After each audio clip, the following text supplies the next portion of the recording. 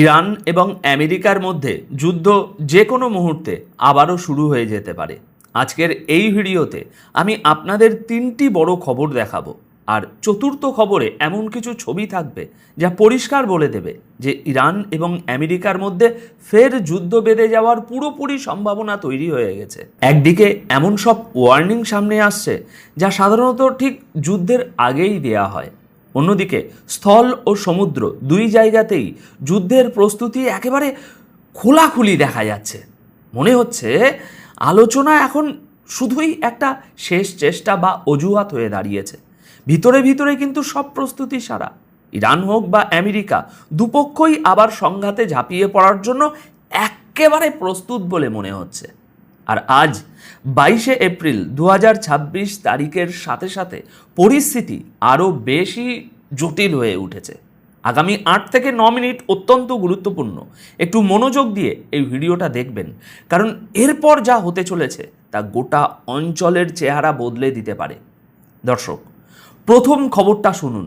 যুদ্ধ যে আবার শুরু হতে পারে তার প্রথম আশঙ্কাটা বুঝুন। ইরানের তরফ থেকে যুদ্ধের শেষ আলটিমেটাম এসে গেছে, যেখানে বলা হয়েছে যে হরমুজ প্রণালী থেকে শুরু করে সীমান্ত পর্যন্ত আমরা পুরোপুরি প্রস্তুত। ইরান থেকে আবারও ঠিক সেই ধরনের ওয়ার্নিং আসা শুরু হয়েছে যা যুদ্ধ শুরু হওয়ার ঠিক আগে দেয়া হয়ে থাকে। পরিষ্কার বোঝা যাচ্ছে যে যুদ্ধবিরতি যে কোনো মুহূর্তে ভেঙে যেতে পারে এবং মিডল ইস্ট আবারও জ্বলন্ত মরুভূমিতে পরিণত হতে পারে।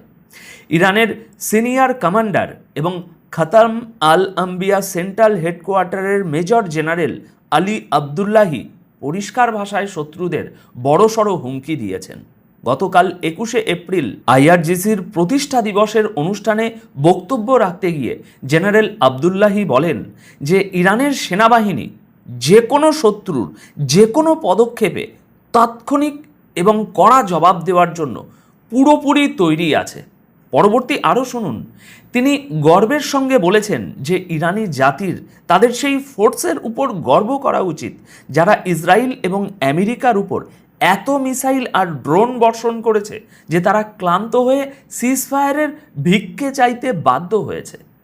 জেনারেল আমেরিকার প্রেসিডেন্ট ডোনাল্ড ট্রাম্পকে নিশানা করে বলেন, আমরা ওই মিথ্যেবাদী এবং ভুল ধারণার মধ্যে বেঁচে থাকা মার্কিন প্রেসিডেন্টকে যুদ্ধের ময়দানে মিথ্যে গল্প বানানোর অনুমতি দেব না। বিশেষ করে হরমুজ প্রণালীর পরিস্থিতি নিয়ে সে যদি তার কোনো প্রতিশ্রুতির খেলাপ করে তবে তাকে অত্যন্ত কড়া জবাব দেওয়া হবে। এগুলো ছিল আবদুল্লাহির কথা। জেনারেল আবদুল্লাহি আরও স্পষ্ট করে দিয়েছেন যে ইরান এখন আর কোনো চাপের নতি স্বীকার করবে না, আর সীমান্তে বা সমুদ্রে যদি কোনো ধৃষ্টতা দেখানো হয় তবে তার পরিণতি হবে অত্যন্ত ভয়াবহ। দেখুন, এই ধরনের ওয়ার্নিং 28শে ফেব্রুয়ারি 2026-এর আগেও আসছিল। যখন যুদ্ধ শুরু হয়নি তখন মানুষ বলেছিল এরা শুধু মুখের কথা বলছে। এখন আসলে ইরানের কাছে ইনপুট রয়েছে, একটা সরু সুতো রয়েছে। সেটা হলো পাকিস্তানে হতে চলা আলোচনা, যেখানে ইরান যেতে প্রস্তুত নয়। যাই হোক, আমরা এবার দ্বিতীয় ওয়ার্নিং বা আশঙ্কার দিকে যাই। আর তৃতীয়ত, ডোনাল্ড ট্রাম্প কি বলেছেন এবং আমেরিকার প্রস্তুতি কেমন দেখা যাচ্ছে সেটা আপনাদের দেখাই। চলুন পরবর্তী খবরের দিকে এগোই। দর্শক, যুদ্ধ আবার শুরু হওয়ার আশঙ্কায় ঘেরা আরও একটা বয়ান শুনুন।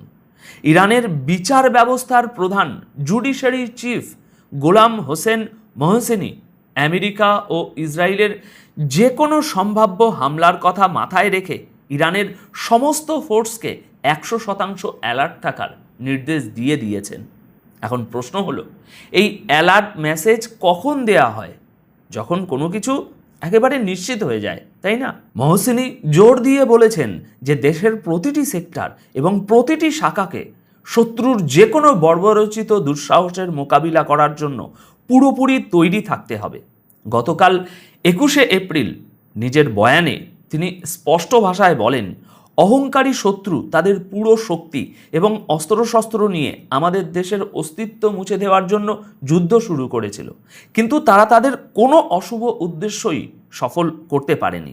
এখন এই পরাজিত এবং বিভ্রান্ত শত্রু আবারও আঘাত আনার সুযোগ খুঁজছে এবং পুরো সম্ভাবনা রয়েছে যে তারা ফের কোনো বড় বাড়াবাড়ি করতে পারে। দর্শক, শুনেছেন তো, এগুলো জুডিশিয়ারি চিফের কথা। অর্থাৎ এই বয়ান থেকে পরিষ্কার বোঝা যায় ইরানের কাছে এমন কোনো বড় ইনপুট রয়েছে যে আমেরিকা এবং ইসরায়েল যে কোনো সময় আবার যুদ্ধ শুরু করতে পারে, বড়সড় হামলা চালাতে পারে। বিচার ব্যবস্থার প্রধান যখন একথা বলছেন, যার অবস্থান ইরানে খুবই গুরুত্বপূর্ণ, তখন এই সম্ভাবনাটা কতটা প্রবল তা বুঝতেই পারছেন। আর এবার শুনুন ডোনাল্ড ট্রাম্পের বয়ান।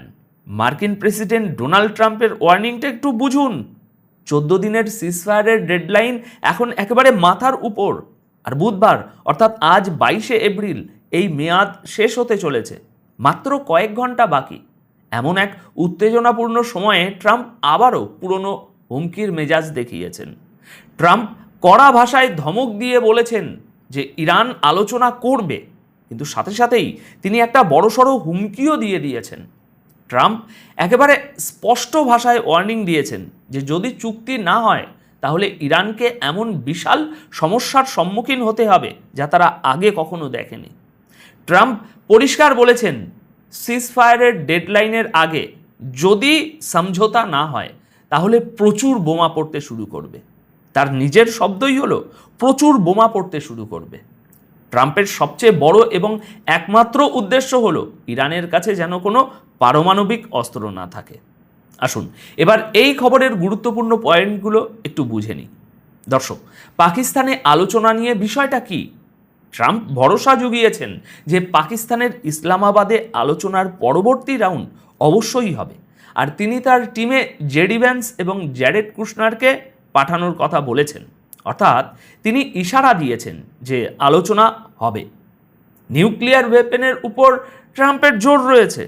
ট্রাম্প স্পষ্ট করে দিয়েছেন যে তার সবচেয়ে বড় শর্ত হলো ইরান কখনোই পারমাণবিক অস্ত্র বানাবে না, এবং বলেছেন বিষয়টা খুবই সিম্পল। তিনি বিশাল ধ্বংসলীলার হুমকি দিয়েছেন। বলেছেন আলোচনা ব্যর্থ হলে ইরানের পাওয়ার প্ল্যান্ট এবং ব্রিজগুলো পুরোপুরি ধ্বংস করে দেবেন।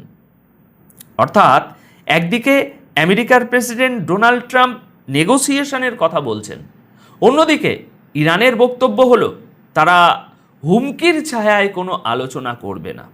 আর ডোনাল্ড ট্রাম্প তো একের পর এক হুমকি দিয়েই যাচ্ছেন। তাহলে কিভাবে হবে আলোচনা? ইরান সাফ জানিয়ে দিয়েছে তারা আত্মসমর্পণ করবে না এবং নিজেদের রক্ষার জন্য যুদ্ধের ময়দানে নতুন কার্ড খুলতে প্রস্তুত, অর্থাৎ নতুন অস্ত্র দেখাতে তারা তৈরি।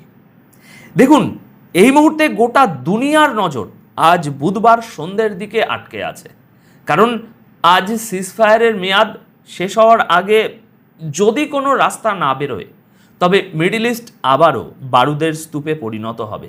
আর এরপর যা হবে তারপর সরাসরি ফয়সলা হবে। এরপর আর কোনো সিজফায়ার হবে না, এটাও মনে রাখবেন। আচ্ছা, আমেরিকা আলোচনার চেষ্টা তো করছে, কিন্তু ইরানের সমুদ্রে তারা কি করছে আসুন দেখি।